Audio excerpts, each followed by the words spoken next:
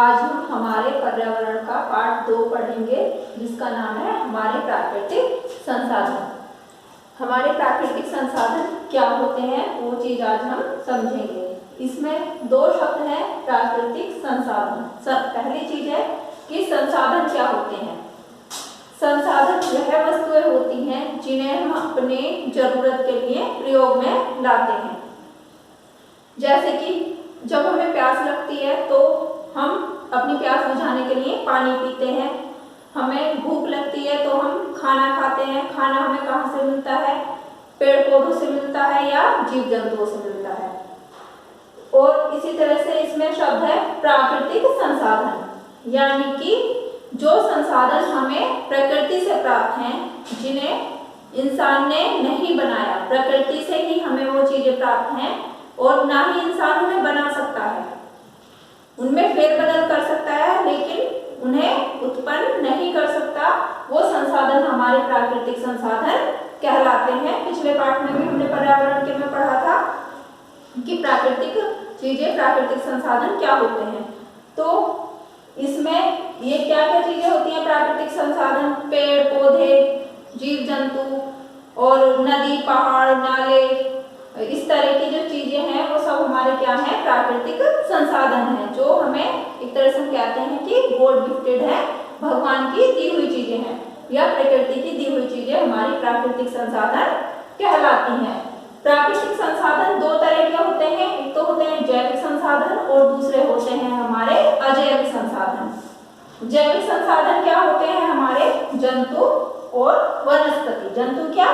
जीव जंतु जैसे कुत्ते, बिल्ली, पशु, पक्षी, मोर, चिड़िया कोई भी, और मनुष्य।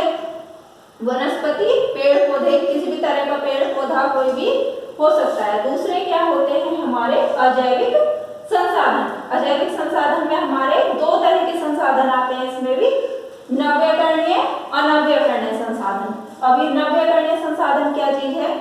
नव्यकरणीय संसाधन वो संसाधन होते हैं कि जो प्रकृति के कुछ क्रियाकलापों द्वारा, जिनकी हमें लगातार उपलब्धि रहती है, लगातार उनकी आपूर्ति बनी रहती है। यानी कि अगर हम सीधे सरल शब्दों में से समझें तो जो कभी खत्म नहीं होते या जिनको एक से दूसरे रूप में, नवीन रूप में हम प्राप्त कर सकते हैं, वो हमारे नव्यकरणीय संसाधन है।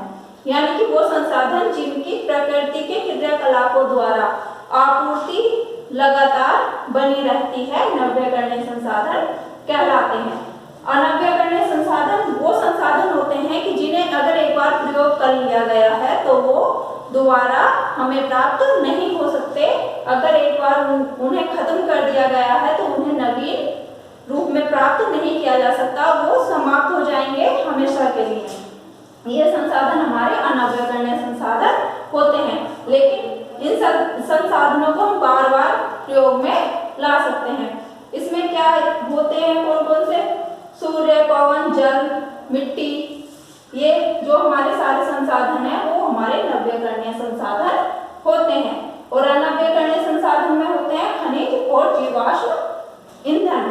जैसे पृथ्वी से प्राप्त होने वाले, पृथ्वी के गर्भ से प्राप्त होने वाले हमें जो तमाम तरह की धातुएं होती हैं, खनिज पदार्थ होते हैं, लोहा, सोना, चांदी, अभ्रक, तमाम तरह की चीजें, वो हमारे खनिज होते हैं। लेकिन अगर उनका प्रयोग हम कर ले और उन्हें समस्त जितना भी खनिज पृथ्वी के अंदर है उसे निकाल लें, तो उसके बाद उस खनिज को दोबारा से बना पाना वो एक आसान प्रक्रिया नहीं होती, उसे हजारों लाखों वर्ष लग जाते हैं। तो इस तरह के जो साधन होते हैं हमारे अनव्यकरणीय साधन होते हैं। दूसरा जीवाश्म ईंधन, जैसे कि हमें पृथ्वी से पेट्रोलियम पदार्थ मिलते हैं, जिससे क्या कहते हैं, पेट्रोल, डीजल, मिट्टी का तेल, प्राकृतिक गैस जो एलपीजी हम घरों में यूज करते हैं वो प्राप्त होती है।